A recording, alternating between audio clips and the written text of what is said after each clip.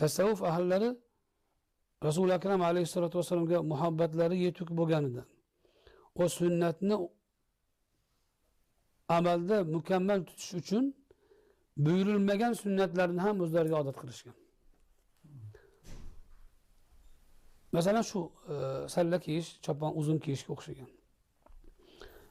Bu Rasul Akram alayhissalatu vassalamga o'zini o'xshatish uchun, muhabbat izhori uchun qilinadi. U kishini eslash uchun. Lekin tasavvuf asli buni o'zi emas. Chunki buni yolg'ondan qilsa bo'ladi. Tasavvuf yolg'ondan qilib bo'lmaydigan narsa.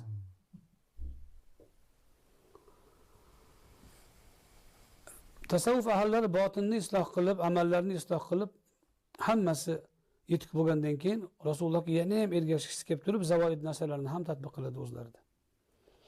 Lekin shariatda buyurilgan fattabi'uni degandagi ergashish